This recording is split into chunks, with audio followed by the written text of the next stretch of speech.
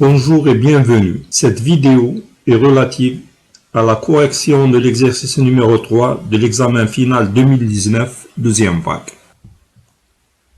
Énoncé de l'exercice numéro 3. Soit la réaction R, CO, gaz, plus 2H2, gaz, dans CH3OH liquide. On donne dans le tableau suivant les enthalpies de formation et les enthalpies de combustion de H2 gaz, CO gaz, CO2 gaz et CH3OH liquide à température T0 égale 298 K.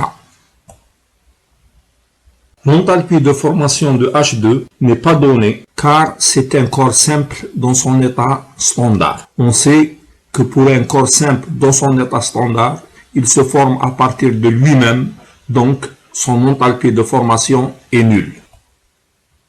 Premièrement, écrire les réactions de formation de CO gaz, CO2 gaz et CH3OH liquide. Définition de la réaction de formation. On appelle réaction standard de formation d'un corps composé à la température T, la réaction au cours de laquelle il se forme une mole de ce corps dans son état standard à la température T, à partir des corps simples qui le constituent, chacun étant pris dans son état standard. On rappelle que l'état standard, c'est l'état où se trouve le corps sous un bar. La température est généralement fixée à T0 égale 298 K. Prenons l'exemple de CO. CO se forme à partir des éléments qui le constituent, c'est-à-dire le carbone et l'oxygène, pris dans leur état standard. L'état standard du carbone est le carbone graphite. Sous un bar et à 25 degrés, le carbone se trouve sous forme de graphite. Et l'état standard de l'oxygène est O2 gaz. Donc la réaction de formation de CO gaz s'écrit C graphite plus 1,5 de O2 gaz dans CO gaz. Le CO2 gaz se forme à partir du carbone graphite et de l'oxygène gaz. Donc la réaction de formation de CO2, c'est carbone graphite plus O2 gaz donne CO2 gaz. La réaction de formation de CH3OH liquide va s'écrire CH3OH liquide se forme à partir du carbone dans son état standard, c'est-à-dire le carbone graphite, de l'hydrogène dans son état standard, c'est-à-dire H2 gaz, et de l'oxygène dans son état standard, c'est-à-dire O2 gaz. Donc la réaction de formation est carbone graphite plus 2H2 gaz plus 1,5 de O2 gaz donne CH3OH liquide. Deuxièmement, écrire les réactions de combustion de H2 gaz, CO gaz et CH3OH liquide, l'eau formée est à l'état liquide. Une réaction de combustion se fait en présence d'oxygène et on obtient du CO2 plus de l'eau. La réaction de combustion de l'hydrogène s'écrit H2 gaz plus 1,5 de O2 gaz donne H2O liquide. La réaction de combustion de CO gaz s'écrit CO gaz plus 1,5 de O2 gaz donne CO2 gaz. La réaction de combustion de CH3OH liquide s'écrit CH3OH liquide plus 3,5 de O2 gaz donne CO2 gaz plus 2H2O liquide.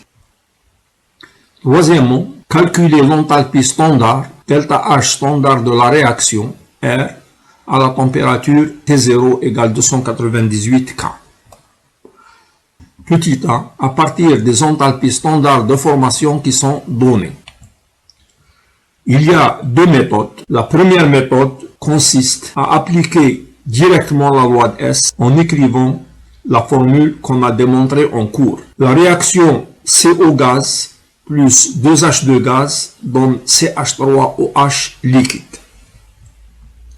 Delta H standard de cette réaction égale somme des μi delta H standard de formation. On rappelle que le μi, c'est le coefficient stoichiométrique algébrique. Pour cette réaction, μi égale plus 1 pour CH3OH liquide nu I égale moins 2 pour H2 gaz et nu I égale moins 1 pour CO gaz. Donc, delta H standard de la réaction est égal à delta H standard de formation de CH3OH liquide moins delta H standard de formation de CO gaz moins 2 fois delta H standard de formation de H2 gaz. On fait l'application numérique. Donc, le calcul nous donne moins 129 kJ mol moins 1. Deuxième méthode. Cette méthode consiste à écrire la réaction et à déterminer le delta H standard de cette réaction selon un chemin qui est constitué par les réactions de formation. Ceci est la réaction de formation de CO inversée.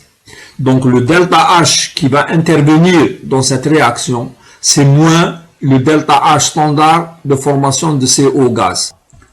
On écrit également la formation de H2 gaz. Nous avons vu que c'est un corps simple, donc il se forme à partir de lui-même. Il aura un delta H de formation nul. Donc 2H2 gaz, donc 2H2 gaz, on peut écrire moins delta H standard de formation deux fois. On va reformer le cycle en écrivant la réaction de formation de CH3OH liquide qui va faire intervenir le delta H standard de formation de CH3OH liquide. Donc, nous avons constitué un cycle et le calcul de delta H va se faire selon le chemin qui est constitué par les réactions de formation. Le delta H est égal à la somme des delta H selon ce chemin, puisqu'on a le même état initial et le même état final pour les deux chemins, le chemin direct et le chemin qui est constitué par les réactions de formation.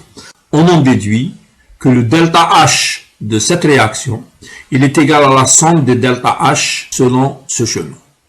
Donc delta H standard de réaction sera égal à delta H standard de formation de CH3OH liquide moins delta H standard de formation de CO gaz et moins 2 fois delta H standard de formation de H2 gaz. Si on remplace par les valeurs, on obtient exactement le même résultat que dans la méthode précédente. B, on va calculer le delta H de la réaction à partir des enthalpies standards de combustion. Il existe deux méthodes également. La première méthode consiste à combiner les réactions de combustion pour retrouver la réaction demandée. Pour cela, dans cette réaction qui est demandée, le CO intervient dans le premier membre avec un coefficient 1. Donc, on va écrire la réaction de combustion d'une mole de CO gaz. Et l'enthalpie mise en jeu ici, pour cette réaction, c'est le delta H standard de combustion de CO gaz qui est donné.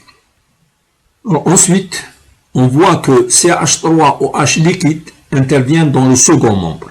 Donc la réaction de combustion de CH3OH liquide va être inversée pour retrouver le CH3OH liquide dans le deuxième membre. Donc la réaction qui est écrite ici, c'est la combustion de CH3OH liquide en présence d'oxygène, mais inversée. Alors, on a inversé la réaction, donc le signe de delta H va être multiplié par moins 1. L'enthalpie de la réaction inverse est égale à moins l'enthalpie de la réaction directe. Enfin, on doit retrouver l'hydrogène dans le premier membre et il est multiplié par 2.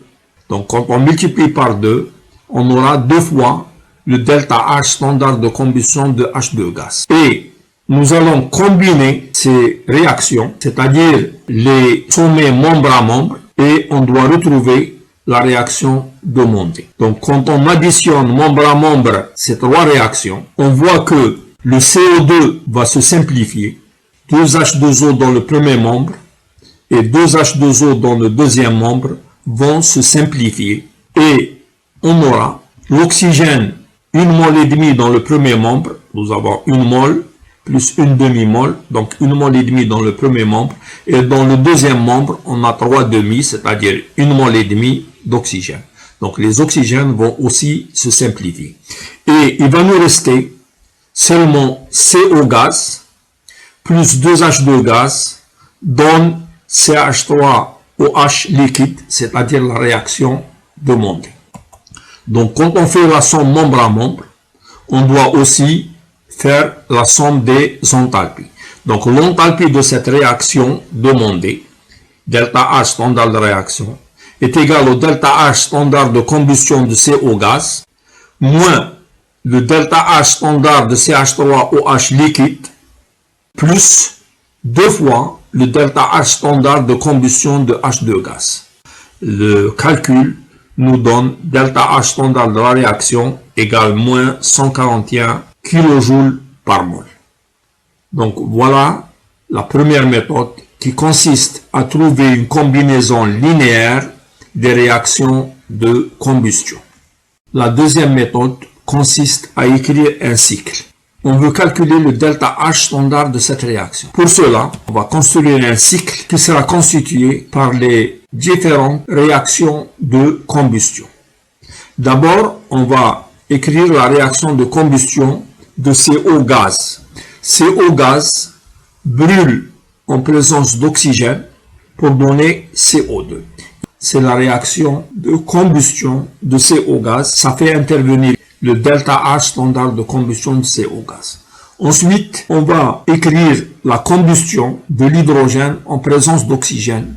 Donc 2H2 plus O2 donne 2H2O liquide. Et cette réaction va faire intervenir 2 fois le delta H de combustion de H2 gaz. Donc quand on ajoute une quantité, on l'ajoute dans les deux membres. Donc ici, je dois ajouter 1 mol et demi d'oxygène comme je l'ai fait dans le premier membre.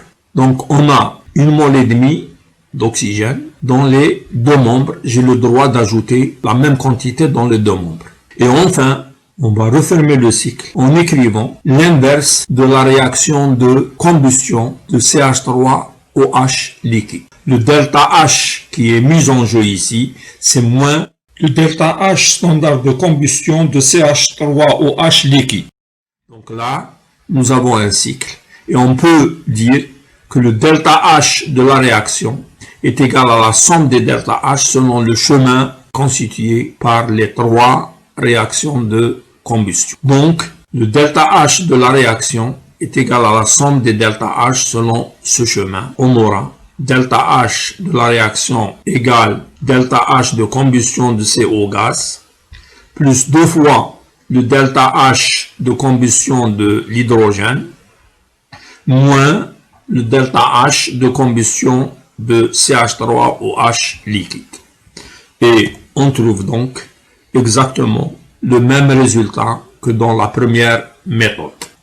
Quatrième question. Écrire la réaction standard de formation de CH3OH gaz et calculer son enthalpie standard de formation à partir des données suivantes. On donne les énergies de liaison et le delta H de sublimation du carbone graphique. On écrit la réaction standard de formation du méthanol gaz. Le méthanol gaz se forme à partir des corps qui le constituent, pris dans leur état standard. L'état standard du carbone, c'est le carbone graphite. L'état standard de l'hydrogène, c'est H2 gaz. Et l'état standard de l'oxygène, c'est O2 gaz. Donc, déterminer le delta H standard de formation. Pour cela, on va utiliser les énergies de liaison. Donc, pour utiliser les énergies de liaison, on va couper toutes les liaisons qui sont dans les réactifs et reformer les liaisons qui sont dans le produit. Mais je rappelle que lorsqu'on parle des énergies de liaison, la molécule et les atomes doivent être à l'état gazeux. C'est pourquoi il faut commencer par transformer le carbone graphite en carbone gaz, c'est-à-dire faire la sublimation. Donc on va calculer le delta H standard de formation en empruntant un chemin où vont intervenir les énergies de liaison. Donc on aura le carbone gaz, donc il faut transformer le carbone graphite en carbone gaz. Il faut couper les deux liaisons HH dans les deux molécules H2. On obtient 4H gaz et il faut couper la liaison OO, donc 1,5 de O2 donne O gaz. Ici, c'est la réaction de sublimation. On aura l'enthalpie standard de sublimation du carbone graphite qui va intervenir. Quand on passe de 2H2 gaz à 4H gaz, on va faire intervenir 2 fois l'énergie de la liaison HH. On a défini l'énergie de la liaison, l'énergie qu'il faut fournir pour couper la liaison. Donc ici, on a coupé 2 liaisons HH, donc on aura 2 fois l'énergie de la liaison HH. Pour l'oxygène, on aura une demi-fois l'énergie de la liaison OO. Or, tous les atomes sont dans l'état gazeux. On va fermer le cycle en formant les liaisons qui interviennent dans le méthanol. Mais ici, c'est des énergies de formation de liaison. Et on sait que l'énergie de formation de liaison est égale à moins l'énergie de la liaison. Donc, dans cette dernière étape, il va intervenir moins 3 fois l'énergie de la liaison CH. Le signe moins, c'est parce que c'est une formation de liaison et non pas une rupture de liaison. Il va intervenir l'énergie de la liaison CO, l'oxygène est lié au carbone, et l'énergie de la liaison OH, puisque l'hydrogène est lié à l'oxygène. Donc, le delta H standard de formation sera égal à la somme des delta H qui interviennent ici. Donc, le delta H de formation est égal à la somme des énergies selon ce chemin.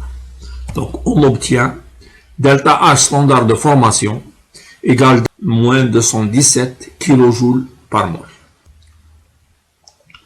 Dernière question, on nous demande de comparer la valeur calculée par cette méthode à la valeur expérimentale, qui est égale à moins 201 kJ par mol, et d'expliquer pourquoi il y a une différence entre cette valeur expérimentale et la valeur calculée. Nous avons donc delta H standard de formation égale à moins 201 kJ par mol. Cette valeur est obtenue expérimentalement par calorimétrie. Donc, c'est les mesures expérimentales qui ont donné cette valeur. La valeur qu'on a calculée à partir des énergies de liaison, nous avons trouvé moins 217 kJ par mol. Donc, il y a une différence, et cette différence est de 7,5%, erreur relative. Comment allons-nous expliquer cette différence? Alors, les énergies de liaison qu'on a utilisées pour faire ce calcul, ce sont des valeurs moyennes. Donc, ce sont des valeurs approchées. Pourquoi? Parce que les énergies de liaison diffèrent selon l'environnement de la liaison. En effet, l'énergie de la liaison CH, par exemple, n'a pas exactement la même valeur dans les deux molécules suivantes, CH4 et CH3OH. Voici le modèle d'une molécule CH4. Nous avons les 4 liaisons CH qui sont équivalentes. Donc, on a ici l'énergie de la liaison CH dans CH4. Eh bien, cette valeur, elle va être différente de l'énergie de liaison CH dans CH3OH. Pourquoi? Parce que dans CH4, le carbone est lié à 4 hydrogènes. Donc, l'environnement du carbone, c'est 4 liaisons CH. Tandis que dans CH3OH, l'environnement du carbone, c'est 3 liaisons CH et une liaison CO. Donc, ceci va donner des valeurs différentes. Donc, on a l'énergie de la liaison CH dans CH4 est légèrement différente de l'énergie de la liaison CH dans CH3OH. Et dans les calculs, on a pris une énergie moyenne, ce qui explique la différence entre l'enthalpie calculée par cette méthode et l'enthalpie obtenue expérimentalement.